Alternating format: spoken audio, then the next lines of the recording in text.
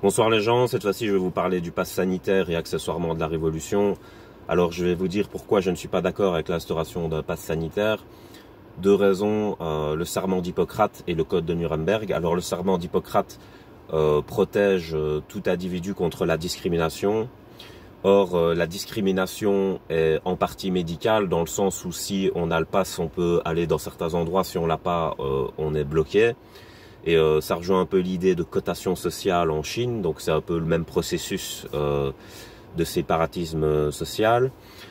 Et puis il y a le code de Nuremberg qui a été instauré après la Seconde Guerre mondiale parce que des pratiques horribles ont été effectuées sur des êtres humains pour faire des expériences médicales. Et donc on a introduit comme règlement que l'être humain ne devait pas subir d'expériences, en tout cas pas sans son consentement libre et éclairé. Et on voit bien qu'ici, le consentement libre et éclairé n'est pas pris en compte parce qu'on fait une vaccination générale, ce qui fait une forme de totalitarisme parce que la médecine, elle contient des éléments objectifs, c'est-à-dire qu'on a tous en nous des parts similaires, c'est-à-dire que voilà, j'ai des poumons, quelqu'un a des poumons, quelqu'un d'autre a des poumons, donc ça c'est objectif parce qu'on l'a chacun en nous, mais après il y a des éléments subjectifs qui font que notre parcours et notre existence individuelle fait que nous développons différemment, c'est-à-dire on n'a pas les mêmes maladies, pas au même moment, etc. Et donc obliger quelqu'un à se vacciner comme de manière générale, c'est mauvais parce qu'en fait il faut étudier l'état de santé de la personne, voir si sa biologie va accepter le vaccin ou pas, et ça de manière individuelle, pas de manière totale, pas dire tout le monde se fait vacciner comme ça à la chaîne, comme si c'était une industrie, et sans prendre en compte l'individualité. Donc là on voit bien que le droit de l'être disparaît, et là on pose une question, pourquoi on fait disparaître l'intérêt de l'être, soi-disant pour le protéger? Ben, on voit que c'est par rapport aux bénéfices. On voit que des gens ont fait des milliards pendant la pandémie. Au début, on nous disait faut pas mettre de masque, ça sert à rien, puis on nous a obligés à mettre des masques. Pourquoi? Ben parce qu'il y a certainement une pression souterraine qui a dit aux politiciens écoutez, nous on a l'intention de faire du business avec les masques, donc vous allez revoir votre discours dans les médias et vous allez dire que les masques servent à quelque chose, vous trouvez des arguments, etc.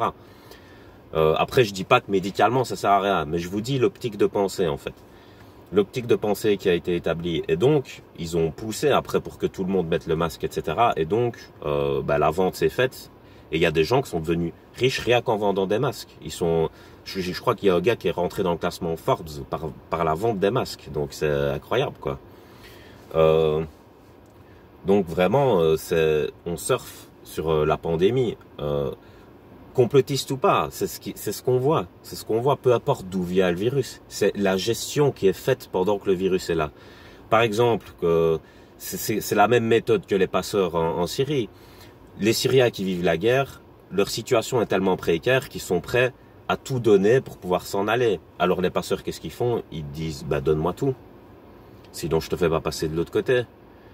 Parce que le rapport de force, il est hyper avantageux pour le passeur parce que le malheur de l'autre lui donne sa force. C'est ce qu'on voit avec le gouroutisme aussi. Le malheur des gens, la tristesse des gens permet aux gourous d'imposer des prix exorbitants juste pour qu'ils aient un peu de réconfort.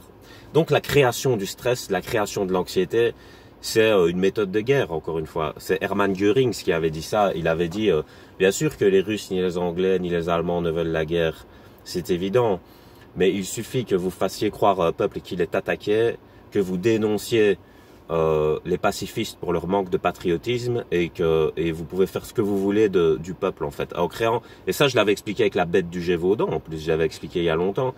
La bête du Gévaudan, elle a été créée par les nobles pour faire peur à la population, et la population cherchait à être sauvée, donc elle est allée dans les jupes des nobles, et donc c'est les nobles qui faisaient la pluie et le beau temps parce qu'ils avaient créé la bête, et en même temps c'est eux à qui on demandait d'aller chasser la bête, donc ils pouvaient la faire disparaître ou réapparaître à leur guise quand ils voulaient faire de l'anxiété ou pas, selon les demandes qu'ils avaient par rapport au peuple. Et c'est exactement ce qui se passe tout le temps. On crée tout le temps de l'anxiété chez les gens pour qu'ils pour qu'il y ait une demande de rééquilibrage par rapport à cette anxiété. Et donc ça, on le voit beaucoup, et avec les idéologies aussi, etc. Donc voilà, on voit bien qu'on essaye de soumettre le peuple pour des raisons économiques. Et c'est pour ça que je vous dis, je suis contre le pass sanitaire. Ça ne veut pas dire que je sois contre le vaccin, parce que pour moi, là ouais, on peut peut-être sombrer dans le complotisme, c'est-à-dire que les capitalistes, ils vont pas se mettre une balle dans le pied en créant un vaccin létal. Imaginez, ils auraient répandu le vaccin, il y aurait eu des millions de morts d'un coup, ben on aurait tout de suite vu que c'était des assassins, c'était fini pour eux. Donc ça sert à rien de faire ça. Ce qu'il faut, c'est faire la pluie et le beau temps, c'est-à-dire tu t'amènes en sauveur, mais en faux sauveur. Vous voyez ce que je veux dire? C'est un sauvetage qui va créer une dépendance. Et ça, c'est fait exprès, c'est calculé.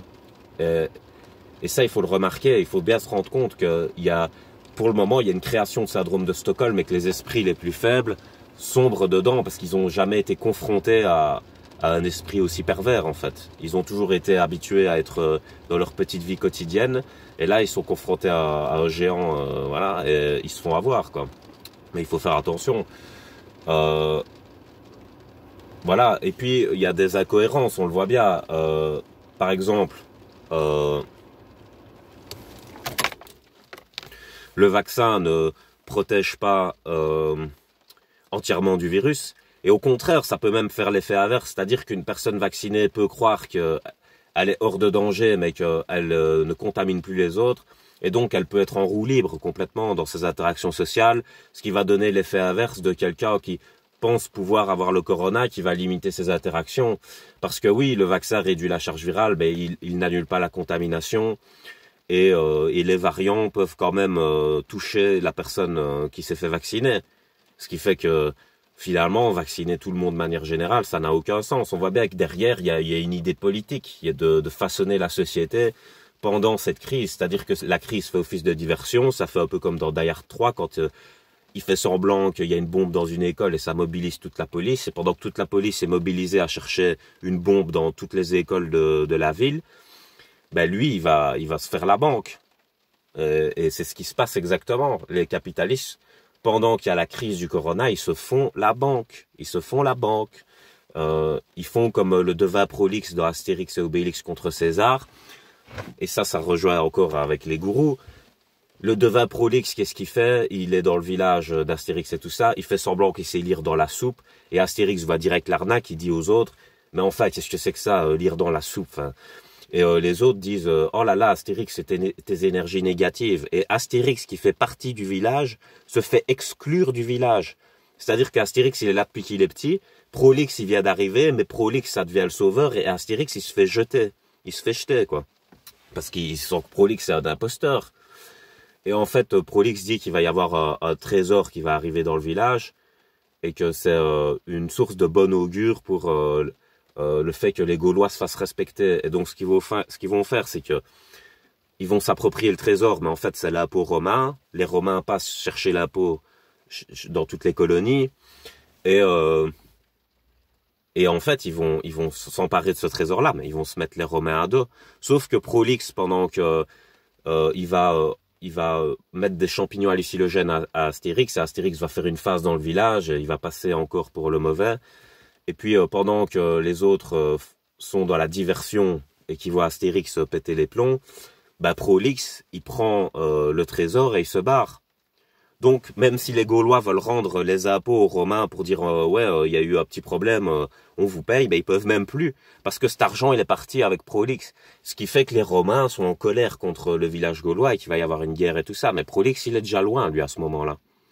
Donc, vous voyez, c'est ces méthodes-là, psychologiques, qui sont en train de se passer en souterrain pendant que vous regardez pas. Alors, maintenant, je vais parler de la révolution, de l'éventualité d'une révolution pour ceux qui auraient compris ou quoi. Il faut comprendre aussi que la hiérarchie, elle est subtile. C'est-à-dire que la hiérarchie, c'est pas ce que vous voyez, pas ce qu'on vous montre à la télé.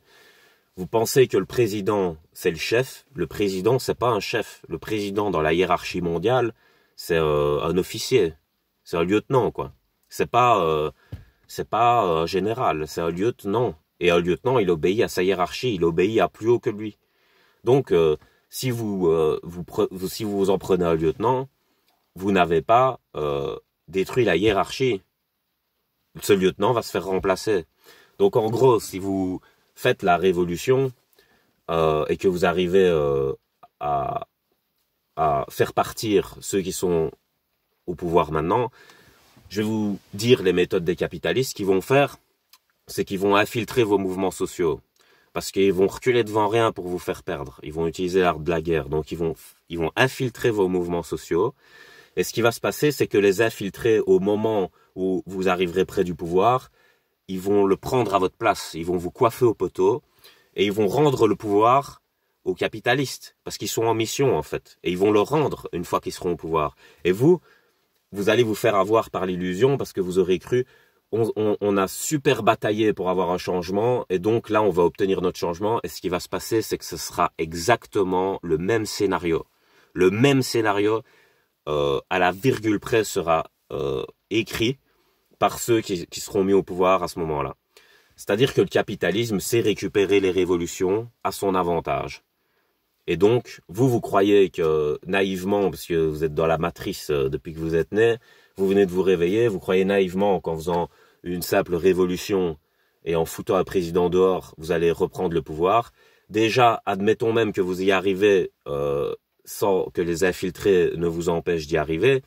Vous allez arriver au niveau étatique, c'est-à-dire que vous allez arriver au niveau de l'officier et vous êtes face au monde maintenant. Vous êtes face aux banquiers du monde, vous êtes face à la finance du monde, à l'armement du monde.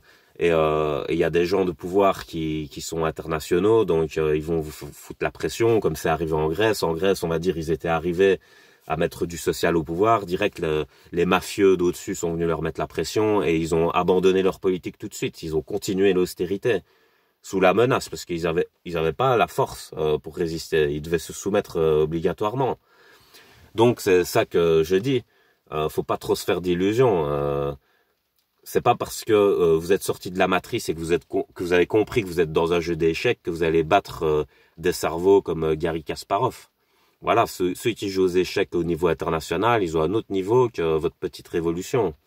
Et vous croyez naïvement que ça va arriver, mais non. Donc voilà, c'est pour vous expliquer un peu ce qui se passe.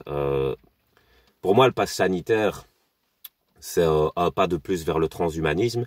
C'est du conditionnement à la chatte Pavlov. Donc ça, c'est une autre expérience psychologique. Si vous voulez, il y a l'expérience de Stanford qui fait des privilégiés, donc qui fait un ordre par privilège. Si on privilégie une partie de la population, elle développera un syndrome de Stockholm et elle rejettera l'autre partie de la population. Donc ça, c'est en créant cette division par le privilège qu'on a le pouvoir. Donc il y a l'expérience de H, c'est la contrainte par l'instinct grégaire, c'est-à-dire que les gens qui sont formatés autour de vous vont former des petits groupes, des petites sectes, et ils vont vous mettre la pression pour rentrer dedans, sinon vous allez vous faire exclure. Ça, c'est l'expérience de H. Expérience de Milgram, c'est la soumission à l'autorité et la soumission à l'apparente autorité, c'est-à-dire ceux qui ont des titres, etc. Donc si vous combinez l'expérience de Milgram, l'expérience de Stanford, l'expérience de H, vous avez déjà une société bien mise en esclavage. Et si vous rajoutez le conditionnement du chat de Pavlov, et ça c'est par rapport au futur, vous la mettez encore plus en esclavage. Le chat de Pavlov, qu'est-ce que c'est? À chaque fois qu'on met une gamelle à un chien, on fait sonner une petite cloche. Enfin, on la fait sonner un petit peu avant, et puis on lui met sa gamelle. Et qu'est-ce qui se passe à force de répétition? Ça entre dans son habitus.